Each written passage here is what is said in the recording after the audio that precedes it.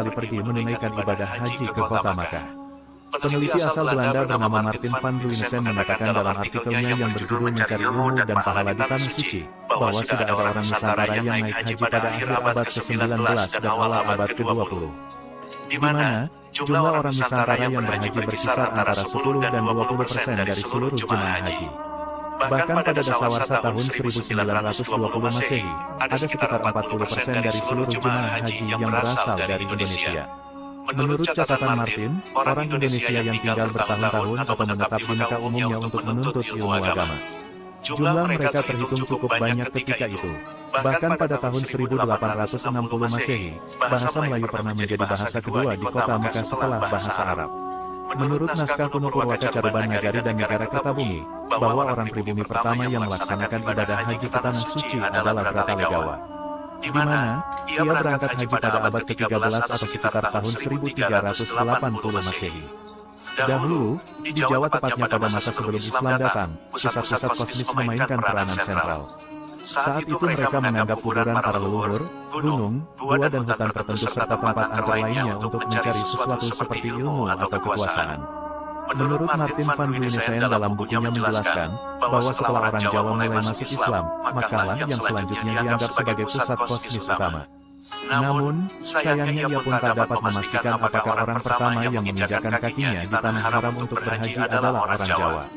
Baru pada tahun 1556 Masehi, muncullah titik terang terkait siapa orang Nusantara yang pertama kali berhaji.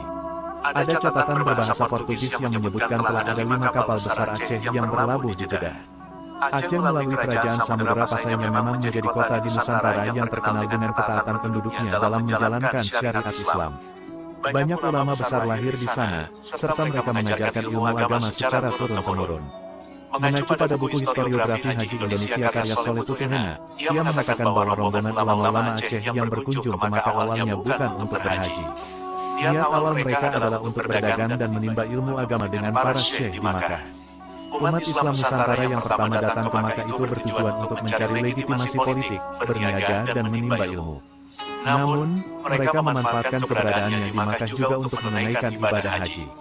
Sementara dalam catatan sejarah lainnya tepatnya di era kolonialisme Belanda, Pangeran Abdul Bahar yang merupakan putra dari Sultan Ageng Tirtayasa disebutkan menjadi orang Indonesia pertama yang melaksanakan ibadah haji. Di mana ia berangkat haji pada tahun 1630 Masehi menggunakan kapal laut dengan waktu perjalanan selama 2 tahun. Dahulu pada abad ke-19 dan abad ke-20, para calon jemaah haji memerlukan waktu yang lama dan perjalanan laut yang membahayakan ketika berangkat ke Tanah Suci. Perjalanan haji kala itu harus dilakukan dengan perahu layar yang sangat tergantung kepada musim. Setelah itu, mereka ada yang menumpang kapal-kapal dagang. Tak hanya satu kapal dagang yang dinaiki, tetapi sering berganti-ganti kapal.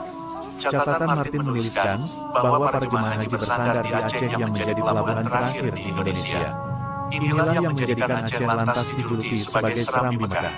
Selanjutnya, calon jemaah haji lantas menunggu kapal yang berlayar ke India.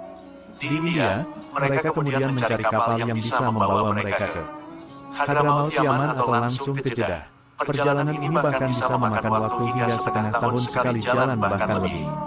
Menyedihkannya, para calon jemaah haji selama perjalanan banyak yang berhadapan dengan bermacam-macam bahaya.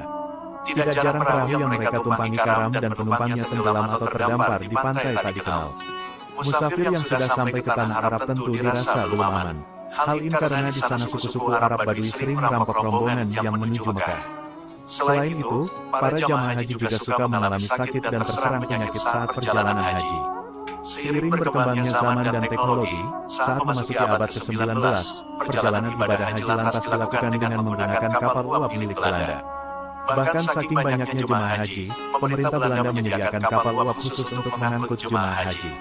Saat itu, perjalanan haji dengan kapal uap hanya butuh waktu 6 bulan dengan biaya sekitar 1.000 gulden atau sekitar 90 juta saat ini. Akibat durasi perjalanan yang cukup lama, lantas membuat banyak jemaah haji yang terjangkit penyakit seperti cacar, beri-beri, dan bronkitis, bahkan ada yang sampai meninggal. Selanjutnya, momen keberangkatan haji yang patut kita kenang adalah pemberangkatan haji pertama kali setelah Indonesia merdeka. Peristiwa ini dikenal dengan sebutan Misi Haji Republik Indonesia pada tahun 1948 Masehi atau 3 tahun setelah Indonesia memproklamirkan kemerdekaannya. Rombongan haji kala itu berangkat melalui jalur udara dari Pelabuhan Udara Maguwo, Yogyakarta menuju ke Bangkok dengan menggunakan pesawat charteran milik Pacific Overseas Airlines Service. Selanjutnya, perjalanan ditempuh dengan pesawat KLM menuju ke barat ke Kalkuta, India dan Karachi, Pakistan sebelum turun di Kairo, Mesir. Dahulu, kawasan Masjidil Haram jauh sebelum kemerdekaan Indonesia tentu saja tidak semegah sekarang. Di mana, saat itu hanya ada tenda-tenda sederhana di sekeliling Ka'bah. Selain itu, ibadah sa'i juga tidak dilakukan di dalam kawasan Masjidil Haram, melainkan di bagian luarnya.